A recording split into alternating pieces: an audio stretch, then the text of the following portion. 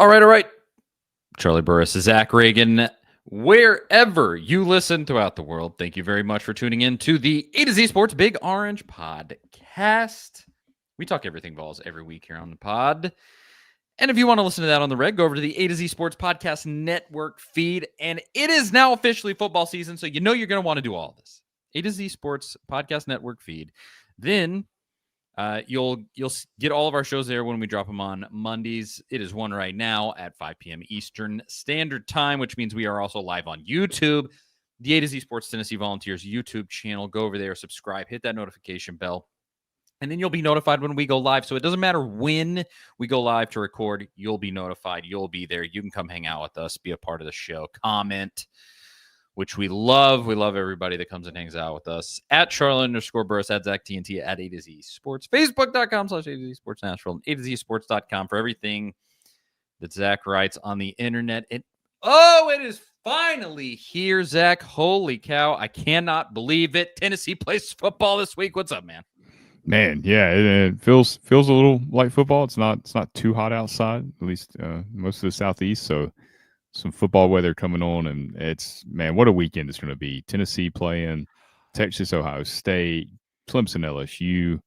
Was it Notre Dame, Miami, I believe, on Sunday? You got Bill Belichick's debut at UNC on Labor Day night. It's going to be a fun one, man. Nebraska and Cincinnati on Friday, I think. It's kind of got some interesting matchups all the way around. And we're going to predict the Syracuse game, preview it, and we're going to predict the entire season. We will go game by game. We do it every year on this week, and it's humiliating every single week or every single year. Thankfully, it's not every single week. But I would be remiss if I did not start out this show by shouting out friend of this show and friend of mine in actual real life, Ben McKee. He got a cancer diagnosis in the last few weeks, a very scary thing to ever have happen. He has a beautiful family, and I just want to send them my thoughts, my prayers, everything. He's such a good dude. He's become like the king of Tennessee baseball coverage in Vol media. Me and him, of course, co-hosted the Swain Show for a few years together. So he has been one of my oldest friends in media, and I was horrified to see that, but I'm rooting for him.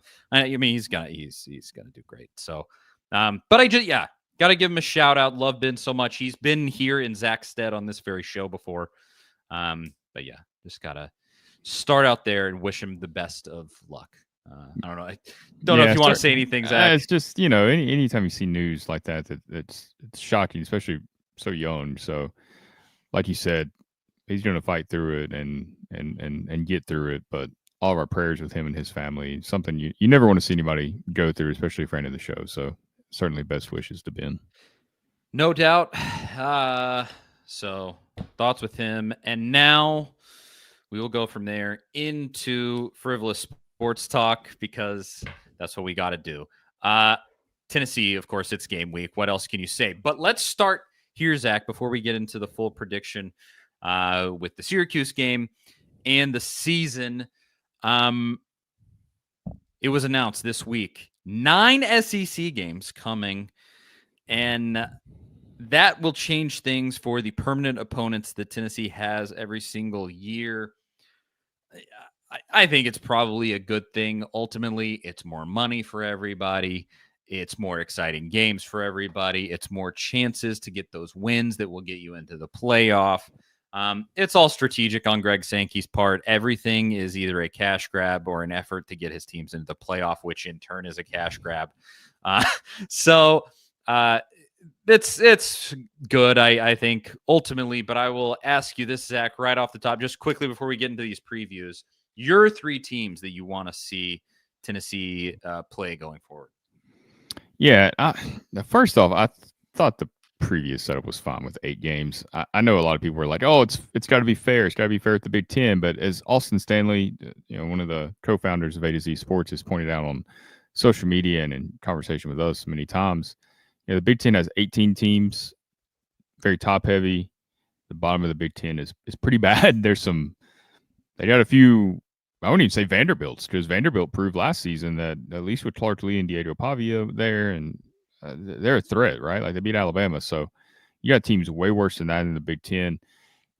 They're playing a smaller percentage of their own conference each season than the SEC, right? Because the SEC has 16 teams, so it's a small argument there, I guess, but I think it's a more of an advantage for the Big Ten than the SEC.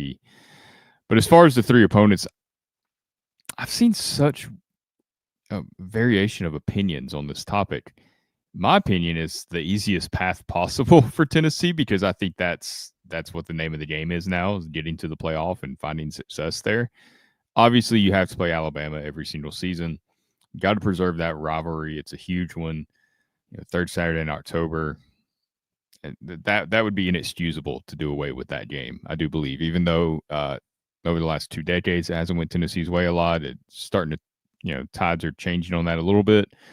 So I think you got to include Alabama. I think Vanderbilt clearly has to be included, regardless of who they are as a program. It's an in-state rival. I mean, that's a must, right? Like Ole Miss and Mississippi State is obviously it's the Egg Bowl. Even if it wasn't, you would see those two teams playing each other. It just makes sense, right? Alabama, Auburn, Tennessee, Vanderbilt. That's just the way it should always go.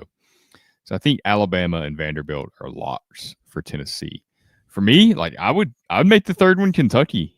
Border battle. That's the next closest SEC school to Tennessee outside of Vanderbilt distance wise. Geographically, it makes sense. I think that would be the smart one. I know a lot of people say Florida. I'm tired of playing Florida. I don't want to play Florida. I hate playing Florida. It's great to beat them. It's annoying to lose to them in stupid ways that only Tennessee can. I've seen that game enough. And you're still going to play them, like every 2 years you're playing every opponent, basically? So every class that stays 4 years, which will be rare moving forward, I know in the transfer portal era, is going to go to Gainesville, and they're going to play Florida and Knoxville twice every 4 years. Those two games are going to happen. So it's not like that game's going away. It'd just be nice to have a reprieve every now and then. Because what happens if you do Florida, Alabama, and Vanderbilt, well, every other year you're going to play those three plus Georgia.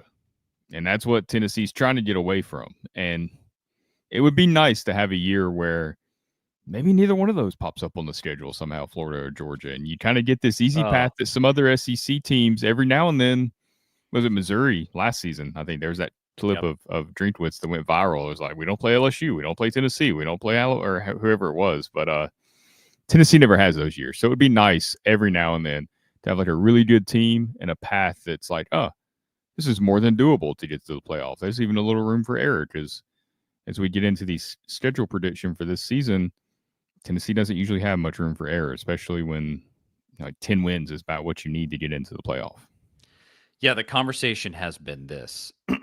Oh, well, you can't just have one hard opponent and two easy opponents in Vandy and Kentucky, at least from the outside. And to that I say, well, you didn't really have that same thought when for the last 30 years, Tennessee, I don't know how long it was, but something like that, Tennessee played Alabama and Georgia every single year perpetually, all during Saban's dominance, and that turned into Kirby's dominance, and nobody had any pity on Tennessee. Nobody had any pity on Auburn. We both had to do it, And so cry me a river. It should be Vandy and Alabama and Kentucky. Kentucky, I believe, the team that Tennessee has played the most in its history, actually has the most history with them. We share I-75. It's just right there. They're so close geographically. Border war. Yeah, tons of history there. The Florida rivalry is fairly young. I mean, in comparison, it is. And so I don't think you can overlook that. I suspect it's going to be a Florida or a South Carolina. South Carolina would be so stupid. I mean, that's okay because I think you would beat them most years than not.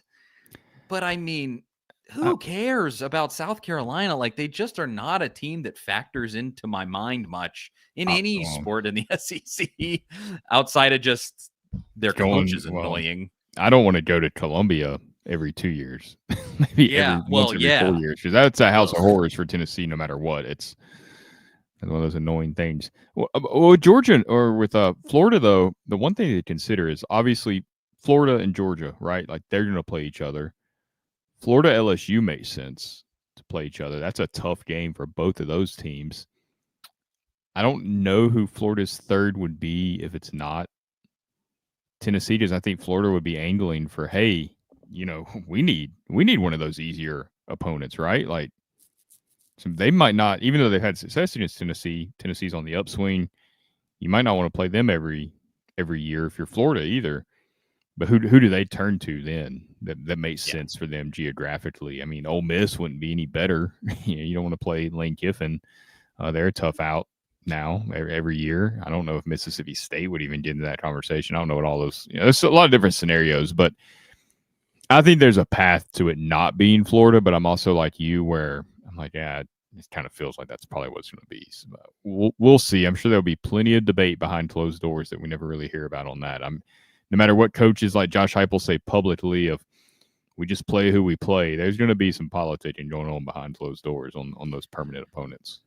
Yeah, who knows exactly how it'll shake out. I just feel like they won't give Tennessee, I mean, do you want to call it the luxury? It's not a luxury because this is the real bottom line. Your schedule is not going to be easy no matter what. You're going to have to play every single team in the league, home and away, every 4 years. So you're going to have a hard schedule. Always. There's always going to be good teams in this league, and you're going to have to play them. And that's just the way that it's going to be. And you get some reprieve when you go play Vandy, maybe a little bit with Kentucky. Sometimes Kentucky's decent. And then, of course, Alabama's Alabama. But it should be Kentucky.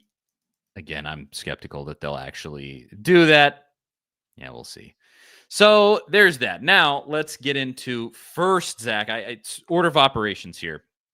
We had to talk about the 9 games, and then let's talk about our season predictions and just kind of go game by game in terms of whether we think Tennessee will win or not. Then we'll get into the preview of the Syracuse game, and we'll leave this. I mean, we got to look. It's a show.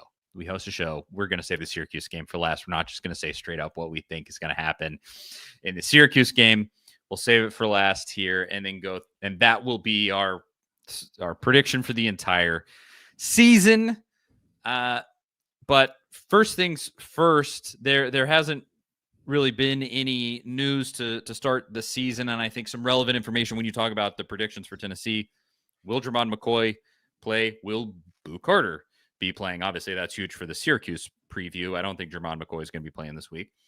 But I think you are on Jermon McCoy medical clearance watch. I do think. It just like when will that be? I don't think it's going to be this week, but maybe the next couple. Does he play next week just to get a little warm-up rep, and then they try to get him in at Georgia? Is he that ready?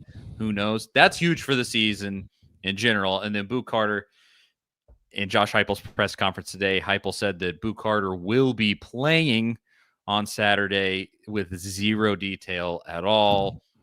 I suspect it's going to be at most returning punts, and that's it. But maybe it's more. Maybe he's paid his penance in a way that Heupel is happy with, and Boo Carter can play more. We don't know, but that was the most. Am I missing anything else news-wise? I think that was more or less it. There was no depth chart today. People thought there would be one. There wasn't, but it doesn't matter because it was going to be all oars anyway. Yeah, it's that's pretty much it. I mean, he didn't name a backup quarterback. We think it'll be Merklinger, but who knows, really?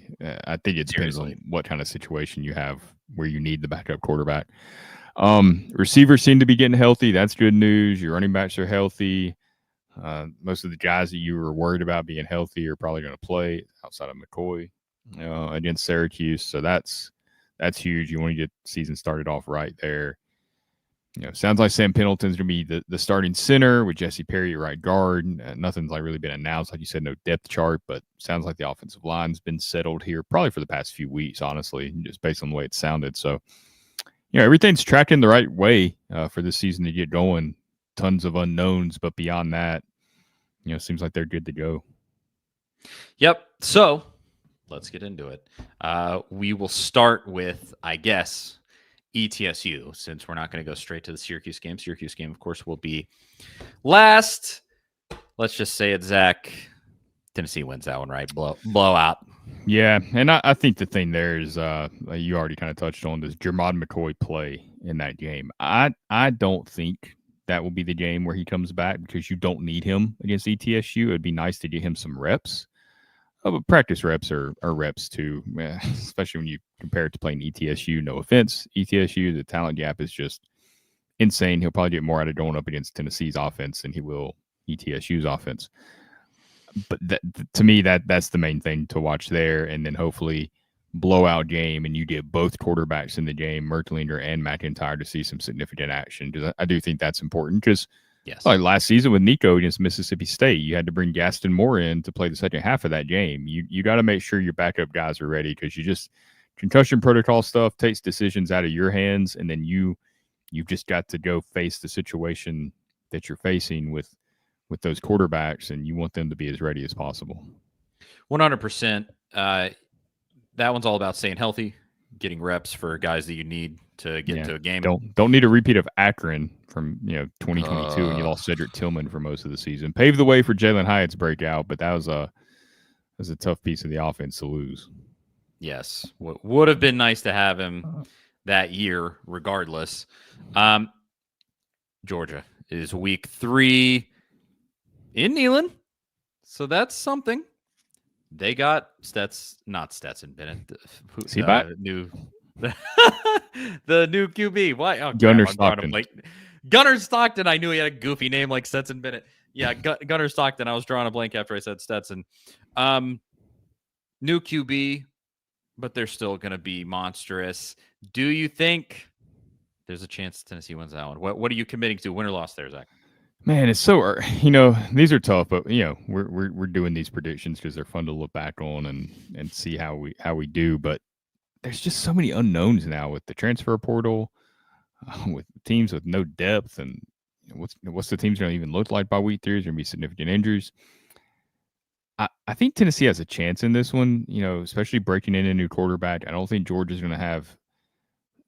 They might be deeper than they were last year at some positions, but they're not going to have that traditional Kirby Smart depth. So that's always going to give you a chance against them, because that's really where they put some teams away. But it's just hard for me to pick Tennessee. If we're striving for accuracy here, not what we want to happen, it's hard for me to pick Tennessee when the final score. I mean, you haven't even been within like 14 points of them since 2016, since that miracle in Athens. I mean, there's been some blowout games, some rough ones. I mean, that game in Neyland 2 years ago, Jalen Wright starts off the game with that long touchdown run. It looks like you're about to, maybe pull off the upset. That crowd pop was as loud as anything you've ever heard at Neyland Stadium when he broke off that run. And then Georgia dominated the rest of the game. So it's just hard to pick Tennessee, especially not knowing what Joey Aguilar is going to look like at quarterback. So unfortunately, I have to go with Georgia in this one. I'm going to say it's going to be frustratingly close. Like, you're going to lose by 3. And you're going to be like, oh, God, if we just won that game, we'd be in the playoff thing or whatever. It's going to be something like that. I don't want to wish something like was it the 2014 game when Howard fumbled through the end zone? 13 and 14 were very close. Yeah. And 2012 with Tyler Bray. Yeah. There's been some tough ones against Georgia. Then you got them in 15 and 16, and those were both really painful both ways for Georgia. So it is a win in there for Tennessee. Do they contain it within themselves, the ability to beat Georgia? Yes, it is there. And maybe when we get to that week, Joey Aguilar looks so good that I'm like, oh, man, Tennessee, good win this game. But at this exact moment, I mean, you're just so fresh with a quarterback that just got here, and Georgia, as I said, they're just still monstrous. So I'll go. It's going to be close. The closest it's been since 16, but you don't win that one. UAB, Tennessee win all the way around. Anything different, Zach? No, and that's another well-placed game on the schedule. As you had Yep. Georgia Dame's just such a tough spot. But if it wasn't Georgia, it'd be Florida. And I'll get to my thoughts on Florida in a little bit, but I do think that for this season, it's better that those are flipped. But it's tough either way. But you should come out of this stretch feeling pretty good going into October. Yeah, Or going into if you're late September, I guess.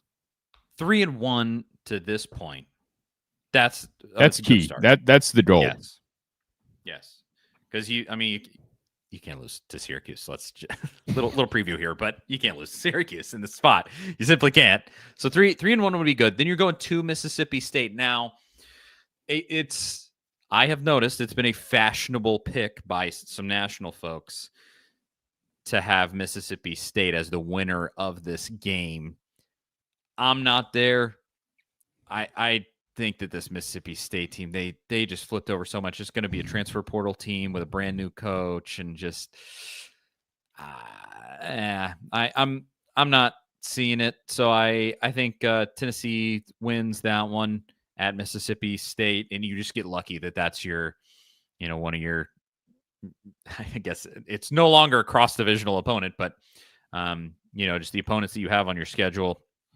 So, yeah, I'll say Tennessee. Do they dominate that game? I don't know. I feel like it could get goofy. Lord knows.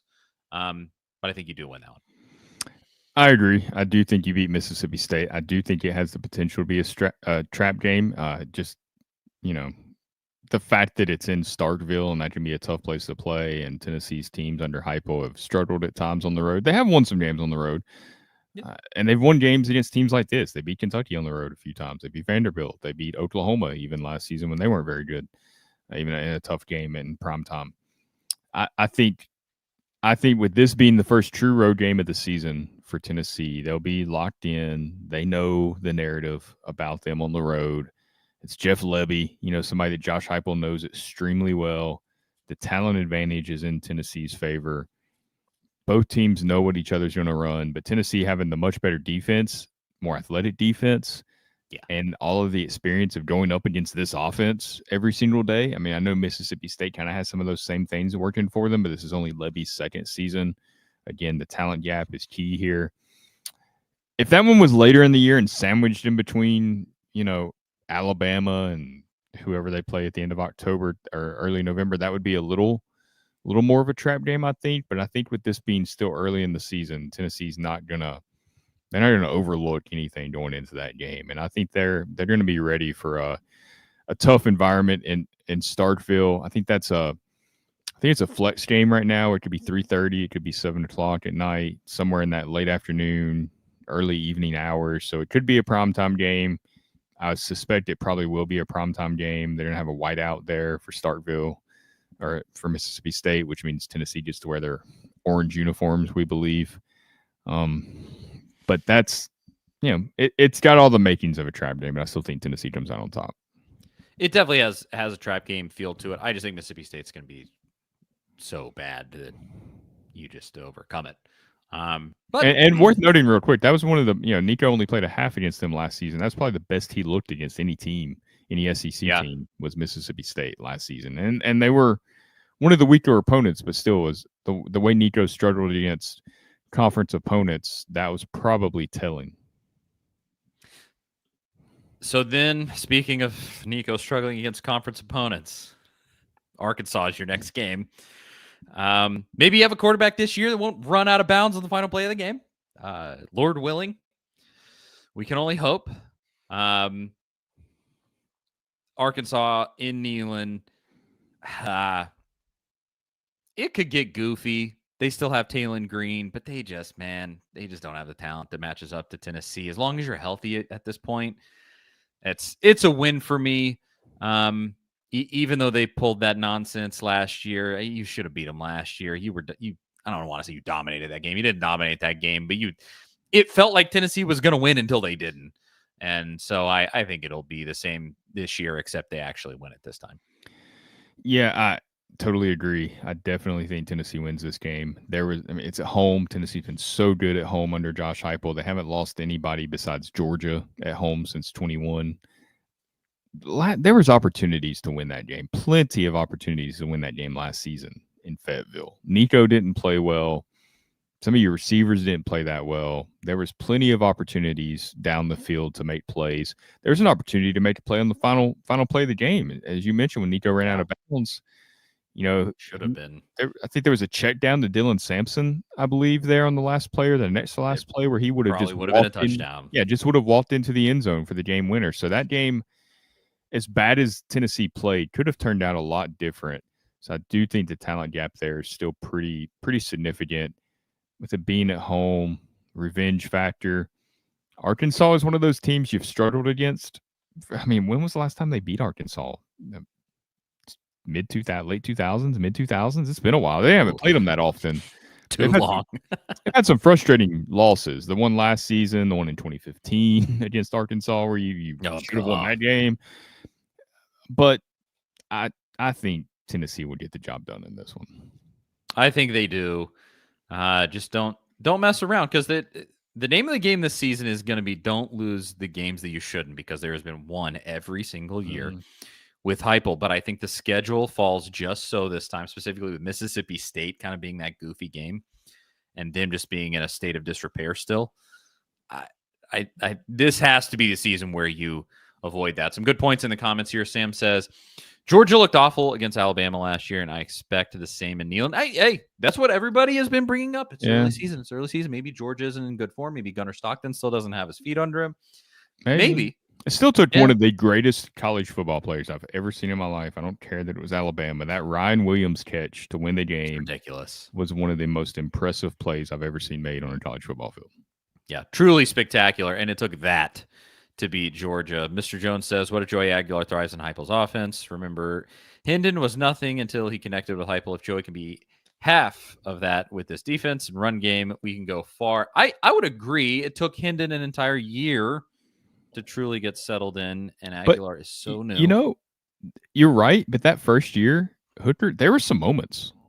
Oh, that's what you're looking for Aguilar. Yeah. There's opportunity for some flashes there. You can do it. You can be a first-year quarterback in this system and find quick success, I think. Yeah, you definitely can. Yeah. And that's going to be so key to this entire thing, frankly. Like, just every bit of success that Tennessee has this season, Joey Aguilar is going to have a hand in as long as he's healthy and playing good enough to have that starting job. Going all the way back, Tim Bradley says, Florida became a rivalry because of the East Division and Steve Spurrier. Don't care if we drop them. I agree. There's not enough history there. Do I hate Florida? Oh, yeah. Absolutely, I do.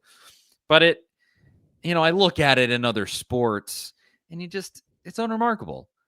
Whereas Kentucky, so bitter in basketball. Weirdly, I hate them in baseball. They're a super annoying baseball team to play. And then in football, Tennessee beats their brains in every year, but I still hate them because it's Kentucky and just that stupid blue and the whole thing.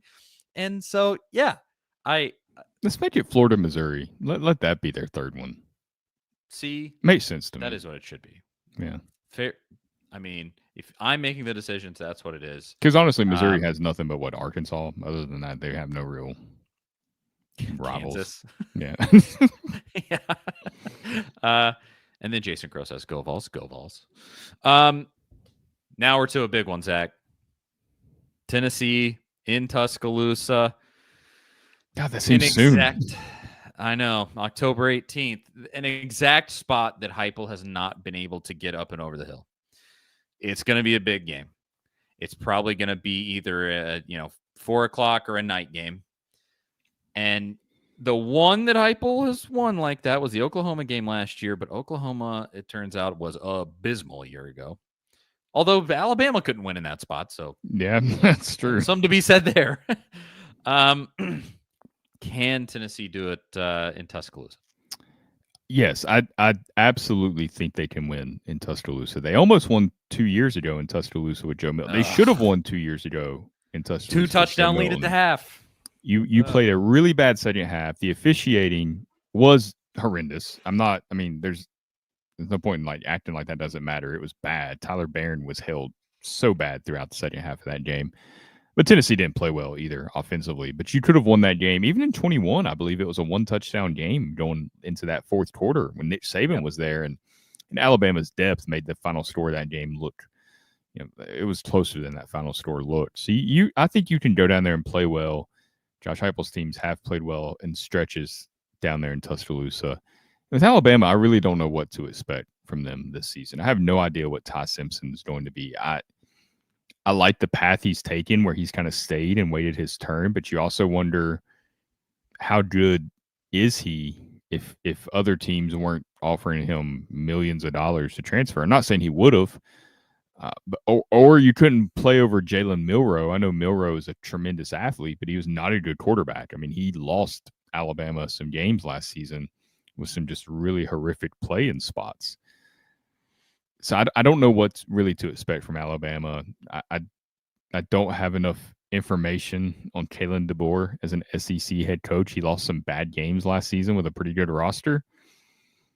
Does he turn it around? Does he settle in this year? Does he turn? He could end up going 11-1 and it wouldn't shock me, or he might go 7-6 and it wouldn't shock me, or 7-5. Yeah. For now, though, I feel like I've just got to go on the history of Tennessee playing in Tuscaloosa, and both teams have a lot of unknowns. So it's kind of the Charlie rule of, whenever Tennessee plays Florida, you don't beat them until you do. It's kind of in Tuscaloosa is kind of how I feel. So, man, it's been 22 years since you've won down there. I think this is one that Tennessee can win, but for now, I'm predicting that Alabama wins. I'm just not feeling this one. I don't know why. I want to so badly because it has been so attainable in recent years, and obviously you beat them both times at home in the last 3 years. It seems so possible, but it's just something about it. I think Alabama's going to be really good this year. I hate it. I think their main drawback is going to be QB. Their running back's now hurt. I don't know when he'll be back. I think it was a collarbone, so he'll be back decently soon, but not immediately. So there's just something about this game that is just I don't think that it connects with Tennessee there. That's just me. Kyle says, I think having Grubb back at OC for Alabama will help this year. Yeah, their offense was just off all the way around last year. I think that's going to take a step up this season. Ryan Williams is finally going to be 18. Yeah, he is. And we all know what that means. So I just think that Alabama is going to be good enough in that game to beat Tennessee, despite the fact that you've been right there toe to toe with them in all these recent years. But I'm interested to see if we feel differently when that game comes around. Because we'll have a lot more information about both of these teams by then. I'm sure we'll have vastly different opinions than we do right now. But that's one that it's just so many unknowns with both teams to really get a good feel for that one.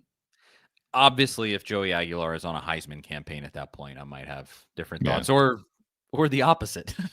I might think Tennessee's going to go there and get smacked even worse. We'll see. Next game, October 25th at Kentucky. Another trip up spot potentially. Zach, what do you think? Tough place to play at times. We've seen Georgia go up there and struggle, but Tennessee keeps winning games that sometimes you don't feel like they're going to win up there. Even Josh Heupel's first season, that was a pretty good Kentucky team, pretty decent team, and you went up there and stole one from them. And in 23, that was a good environment, nighttime, primetime game there in Lexington, and you were able to get the win and played well. I think that was the game Dylan Sampson just put it away in the second half and just really iced that game. Yeah, there's no way I'm going to pick Kentucky to win this game. I'm just not. I'm not going to pick Kentucky to beat Tennessee at any point until something drastic changes. So I think Tennessee would go up there and get the win. I think it could be close, but Tennessee wins by like 10 points type of deal. They got another scrub transfer QB. The talent is still not there. I think it's going to be a typical Kentucky year. 5 to 7 wins if they put together a real nice campaign. Might be time for a fresh start there. I think it's well past time for a fresh start. And I think if you ask Kentucky fans, they would say the same if they care about football at all. I think Stoops is a decent coach. I just think he's complacent at this point. He's just kind of too comfortable there. Yeah, he wanted out bad to go to Texas A&M, and it fell through. They kind of Shiano'd that one, and so as you already mentioned, I have my two rules. Tennessee beats Kentucky until they don't, and Tennessee loses to Florida in the swamp until they don't. And so Tennessee's winning that one. November 1st, Oklahoma comes to Tennessee, and to me, this is the one that sirens are going off. This is the trip up spot to me. A little bit emotional for Heupel with his alma mater coming in to Neyland. They got the QB, they got the running back out of California, the whole, lots of hype. Who whoop-de-doo. At the same time, I don't think that they're vastly improved over last season, but about the end of the season, Oklahoma beat Alabama, and they had a little bit of something at times. Do you think Tennessee wins this one, Zach? Man, I know there's a lot of hype around Oklahoma. I'm not totally sold. Sometimes you don't really know how transfers are going to work out until you actually see them in action. And that's part of what makes predicting anything in college football anymore so challenging. It's what makes, I think, despite all the changes the sport's going through, it's still incredibly compelling each season because there are so many new storylines with teams. It's not this kind of build up to it. But I'm not sold on Oklahoma. Maybe they changed my mind by then. I'm not totally sold on Brent Venables as a head coach. I think he's a good coach. He's a great defensive coach. I hope he's Tennessee's future defensive coordinator. Maybe if Tim Banks leaves, that's what happens if he gets fired at Oklahoma. I think that would be great for Tennessee, and I think he'd settle in there for a long time because it took him a long time to take a head coaching job. I don't know. Something just doesn't seem right there for whatever reason. Maybe I'm totally off base, but I think Tennessee wins that game. Again, it's at home. Tennessee's just been so good at home. It should be a tight game, but I think Tennessee wins. I think they could. I think it'd be like the Kentucky game where it's close, but then Tennessee ends up, winning by like 10 or 13. Yeah, kind of how I have that off feeling about that Alabama game. I think I have the exact opposite feeling about this, where there's just something about it where I go, Tennessee's just not going to lose that game. They're just not. I don't know what it is, but even if Oklahoma's having a really nice campaign and Mateer ends up being the dog that everybody thinks he's going to be and all this stuff, I still just kind of go, Neyland Stadium. Yeah, like Kyle says it, what makes me feel good is that the Oklahoma game is at home and hype doesn't lose at home. So I think Tennessee wins that one ultimately, and at that point you pretty much have avoided your bump in the road games that could derail you.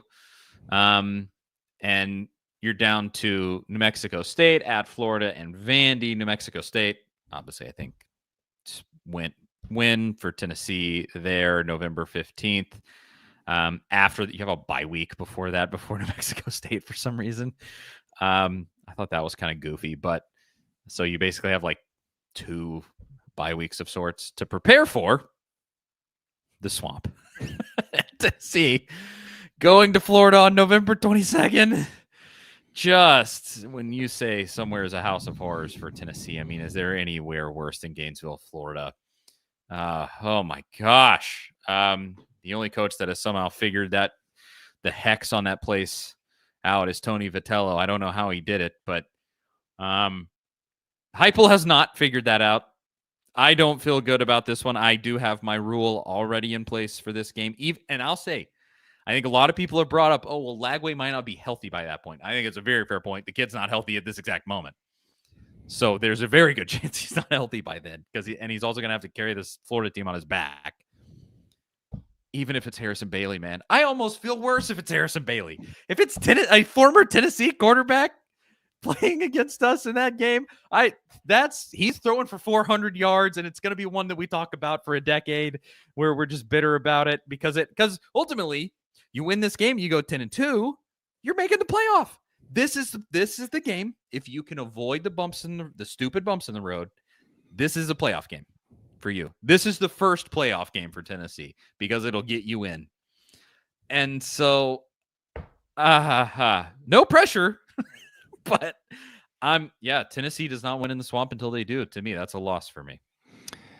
Yeah, I mentioned earlier, and you hit on it there that playing Florida later in the year this year is a good thing because of Ladway's health. He's been kind of injury prone. He's not healthy now. He's had some couple of different issues. I think he's had maybe a calf thing, a shoulder thing. He hasn't been practicing much through the spring and the fall. So that's definitely something to watch. Harrison Bailey, as you mentioned, might end up being their backup quarterback. I don't think that's for sure. I think there's still a competition going on there, which is maybe a good thing because I don't think Harrison Bailey's that good of a quarterback. We'll see what happens if he has to play, but he hasn't really found success anywhere he's been. Who knows? He's been in college forever. But with all that said, I'm like you. I cannot pick this team to win in the Swamp. I have not seen them win in the Swamp since I was in high school. Yes, and that was a long time ago now. It's been a while. It's been a couple decades. And we've seen them lose in some terrible ways down there. Maybe 2017 was probably one of the most painful when you really thought you had that game won. And the Felipe Franks pass, the busted coverage, it was painful. You never watched that highlight again after that game. It's just awful. But how can you pick them to win down there, especially this Swamp Advance when we don't really know what either team's going to look like? All you have to go off of is the history of these two teams, and they just don't play well down there. And I'm sure that will be a primetime game, 8 o'clock at night. I mean, you just know that place. If the playoffs on the line, I mean, that's night game to a T. Even, and tell you what, if Tennessee, what is that? That's the 11th game of the year because all you got left is Vandy after that. Yep. Tennessee goes in that game 10-1, and Florida's, I don't know, 4-7, and they don't have any hopes of making a bowl game. I still think I'd pick Florida to win that game. Like, there's just something about that place, and eventually they're going to win down there. I don't know when it'll be, but they will win down there again. It will happen, and it will be great. I hope it's this season. I hope somebody goes back and clips this and makes me look foolish. That would be awesome. I would love it, but I can't predict that. Some good points from Sam in the comments. He says Tennessee has a winning record of 5-3 in the Swamp in November. That's an interesting point. Yeah. Last time you played there in November, I believe, was 2001 when the game got rescheduled. Was that November? Or was that December? Was that early December? Maybe that one might have been December. Either way, it was late season, and it got rescheduled because of 9/11. And you went in there, you won, you made it to the SEC championship game, and you missed the national championship. Yeah, we can stop there. One game. Not that I'm still bitter about that. But yeah, I mean, the last time you won in the Swamp, I was 12 years old, 13 years old. I mean, and I'm 34. Pre-iPhone, pre-Facebook, pre-Twitter, that kind of says it all right there. Like that is the whole thing, period. Josh Heupel was still trying to be an NFL player at the time. Yes. He was still a very young man. Now, there is this. Sam also mentioned this. Florida does have 5 really tough games leading up to that. Let's see. Texas, Georgia, Kentucky, and Ole Miss in the 3 weeks leading up. Texas A&M, Mississippi State, and Texas A&M before that Georgia game. So, and that's at Kentucky. So if you're gonna, consider Kentucky a tough game, that is at least when it's there. It's a little tougher. They've beat Florida up there in recent years, right? They have. First year of Napier? Yeah. They beat Florida 3 years in a row. Yeah, Kentucky can win in the Swamp somehow. Yeah, ridiculous. But yeah, so fair point there. We'll see. Final game of the season, Vandy in Neyland Stadium. If you lose that game, we need to start talking about what Heupel's buyout is. So yeah, every coach that loses to Vanderbilt does get fired. Like it's never not happening. Period. Yep. You don't lose to Vandy and make it out of this place alive. It just is what it is. So don't lose that game. I don't care what Diego Pavio looks like. If he is having a literal Johnny Manziel season, I do not care. You do not lose to Vandy. I do think that they're going to have a little bit of a respectable season again this year, though. They got a little talent. They got a little talent on that team. They had It's still not a little great, edge but to them too. I like Clark yeah. Lee. I know a lot of some of the stuff he said in the Netflix documentary, and even the Diego Pavia stuff, like whatever he said about Tennessee, like we can beat these guys, we're going to whatever. That doesn't bother me at all. Like I understand the back and forth with Vandy fans over it and all that, right? Like, that's part of what makes the sport fun. But as competitors, that is how he should feel. That's how Clark Lee should feel. Saying it on TV is probably not the best thing, because that clip will get around the Tennessee locker room in November, no matter what they say in the media whenever they meet with the media before that game and talk about how they're not paying attention to any of that stuff and they're focused on themselves. They'll be talking about those comments and stuff. So it wasn't smart to say it on the Netflix documentary in the interview, but I don't mind that mentality at all. But I do think Tennessee will go in there and win by, I don't know, 2 or 3 touchdowns at least. Yes, you better, and you finish the season that way. I'm at 9-3. Sounds like you were the same. We and I believe the same exact record. So neither of us think Tennessee will win one of the big 3 unless you can lift the curse in the swamp. And that's somebody, please. That's this season. I mean, the Oklahoma game is important, as you mentioned. That's probably your toughest home game outside of Georgia. But if you take care of business in the games you should win, I do think you'll be favored in that Oklahoma game, unless the wheels just fall off before then, in which case it won't really matter. It's you got to win one of the big 3. If you can do that, you're looking pretty good at getting back to the playoff, and you should be favored in every single game except those 3. I don't know what the Florida line will look like. The odds makers are smart. They will, Florida will be favored in that game, but if you can steal one of those, I mean, it's more than doable to go 10-2 and make the playoff with this defense, this schedule, and if Joey Aguilar can play better or can have better results than Nico last season, you don't lose to Arkansas. You don't lose to Mississippi State. You don't lose to Oklahoma, and you pull off an upset. Suddenly, everybody in the national media is looking real foolish for not even considering Tennessee as a playoff option. Yeah, it could happen. We shall see. So 9-3 for both of us. And now let's finish with this. We got to do it. Prediction for the Syracuse game. Full preview prediction here. Really interesting matchup. And this, to me, everything starts here, and it makes this Syracuse game so fascinating to me. Like if you were coming in with Nico right now, I think we'd all just be praying that he took a big step forward. We'd be like, he didn't really play all that well last year. Hopefully he's really taken a leap. Oh, come on. Let's hope maybe the receivers are better, yada, yada. But instead, you have Aguilar and you have this real chip on your shoulder of just like, we got a dude who might be better than the last dude if he plays well. And this guy has this chance to do some legendary stuff here. That doesn't really start this week with Syracuse. I mean, he could have an amazing game and start things off on a really good foot. That would be awesome. But, a chance to beat Georgia, a chance to win in Tuscaloosa, a chance to win in the swamp after this ridiculous offseason that Tennessee's had with your quarterback leaving in all that spectacular fashion. And that, I am on pins and needles to see how this kid plays a game of football for Tennessee. Because it's going to be crazy if he comes out and is just really good. Because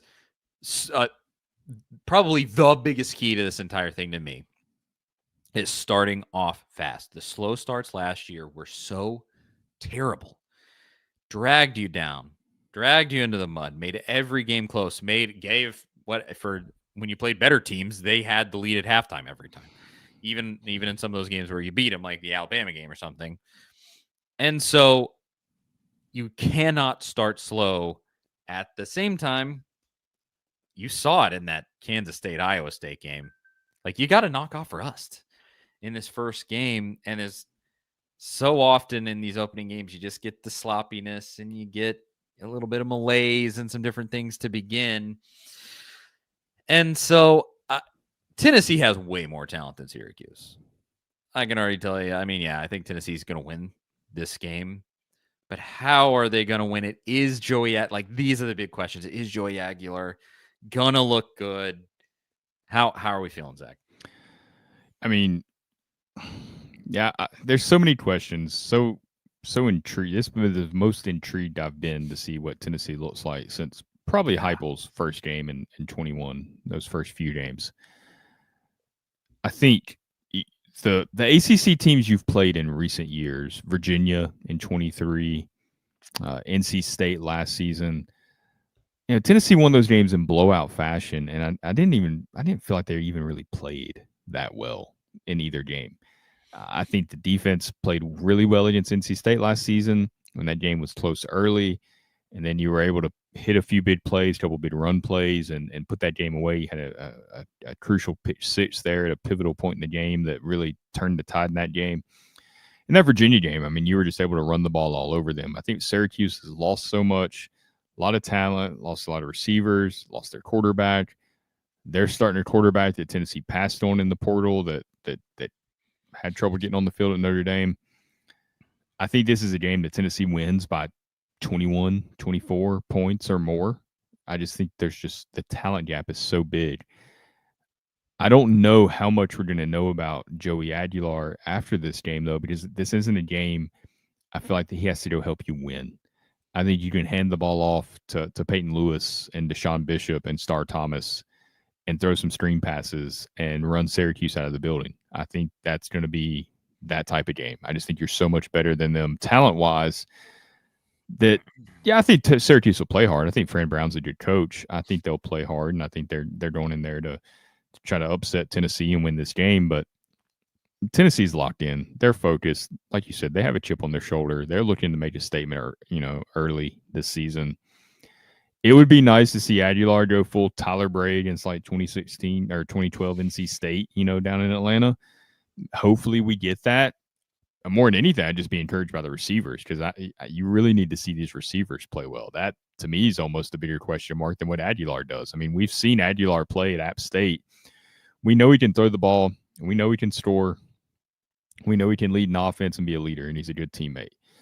We'll see how he plays in this offense, starting Saturday. But these receivers are the unknowns, and they got to step up for this team to really have a chance. Mike Matthews, Braylon Staley, Chris Brazzell.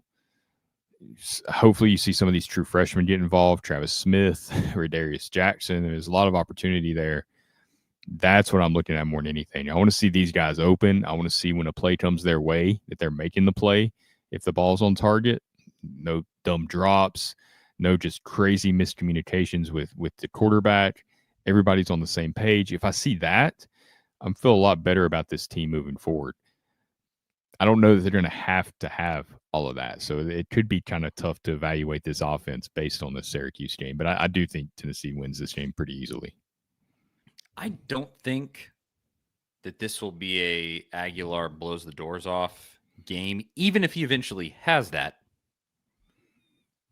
preferably against Georgia. Let's say. Yeah.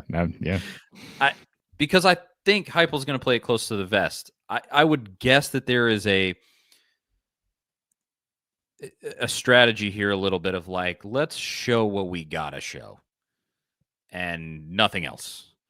And that's probably going to be, as you're alluding to there, a lot of handing the ball off and getting the ball to your playmakers in space. And that's kind of it. Now, I hope that they really, like Zach says here, Kitzelman is a dog. I hope they show a lot of 12 personnel, get the ball to your tight ends a bunch and switch it up in that way. I think that would be really fun. Supposedly Seth Luttrell coming in has kind of prompted some, maybe things changing a little bit with the offense and, with Halsey and Heupel getting pushed a little bit more to do other things. We'll see. But I just think they're going to play it close to the vest if they can. Now, if they cannot, and there is a chance because Syracuse, they got some guys. Who is the wide receiver? Not Jonte Porter. Jonte Cook from Texas. Supposedly he's looked very good. They have a quarterback who has played.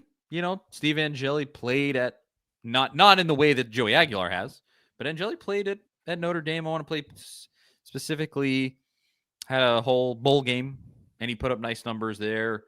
I don't think he's going to be a pushover. There's a reason he won that job.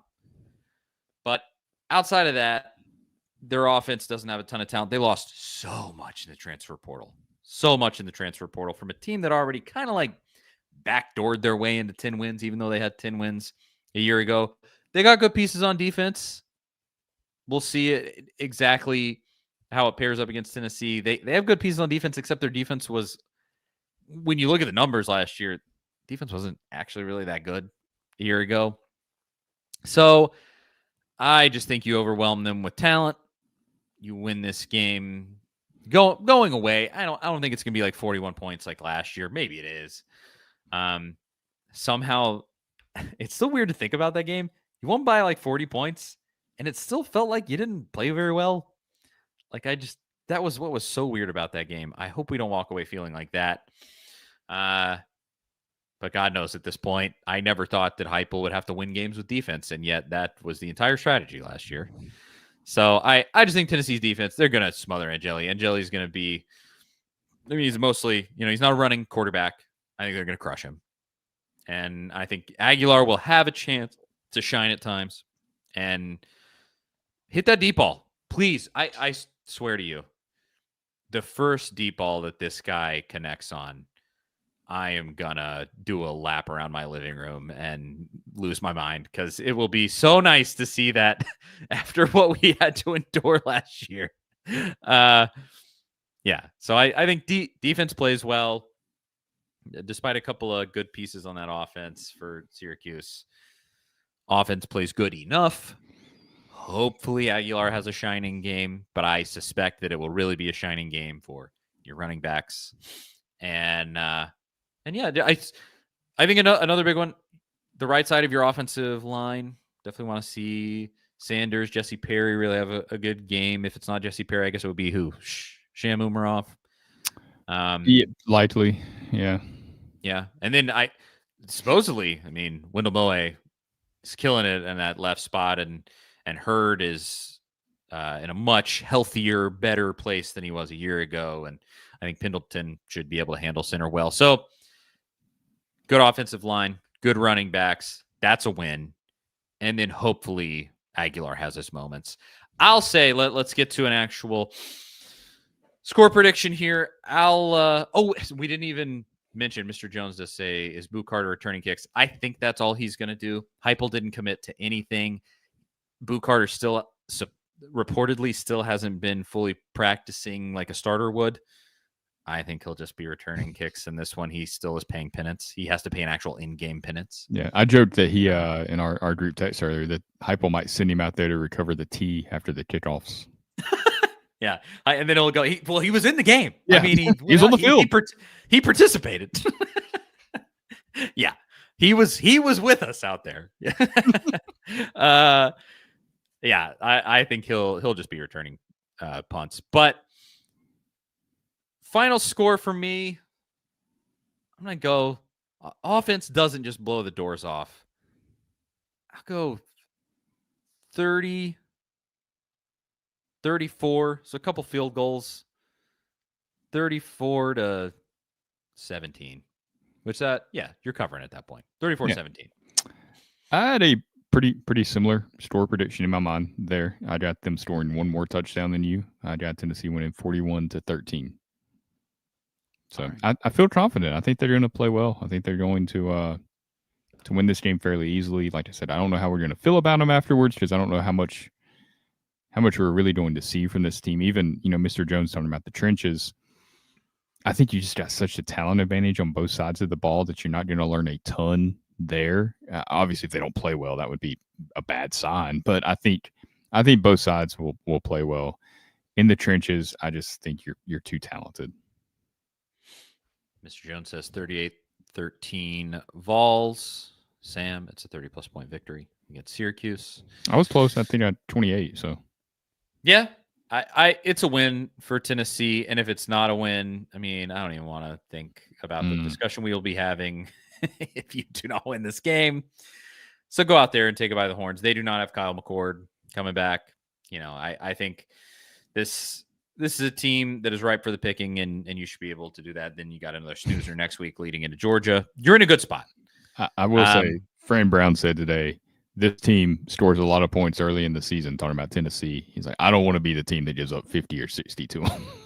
So he's already, kind of, I don't know. He's already not worried. I don't know how to phrase that, but he's cognizant of the fact that Tennessee's going to put up a lot of points. Yeah, I would just say go out there and stop us. That's all you got to do. It's as simple as that. Devontae says, Vols by 50. I certainly hope so. Mr. Jones says, throwy Aguilar. That's good. I like that. I think that's a show. Zach. Tennessee. 9-3 prediction here for the season. Big win for Tennessee against Syracuse. Oh, here's another one. Kyle says 35-14 Tennessee. Appreciate the predictions from everybody. Yeah, so exciting. I mean, it is game week. It is here. We are here, folks. We made it. And again, thankfully, we've said it for the last few years. Thankfully, because of Tony Vitello, the offseason is never that long, at least not as long as it used to be. God bless him. But we did. We made it all the way here. It is now officially game week. I mean, the games are starting on Thursday. Some pretty good games all the way through Friday, Saturday, and even Sunday. Oh, what a time to be alive. All right. Charlie Burris, Zach Reagan, thank you for tuning in. We could not do this without you. I say it every week. I mean it every week. And we will be back again this season. Myself, Jonathan Crompton, for I meant to actually mention this earlier in the show, but hey, better late than never. We'll be back for in-game coverage, halftime, post-game on this very YouTube channel, the A to Z Sports Tennessee Volunteers YouTube channel. Myself, former Vols quarterback Jonathan Crompton, will be live at halftime and post-game, breaking everything down. Hopefully it ends up, like Greg says in these comments, 42-13. Nice, clean win for the Vols, and me and Cromp will be talking about it. Now that's actually it. Thanks for tuning in, and we will talk to y'all next week. See you guys later.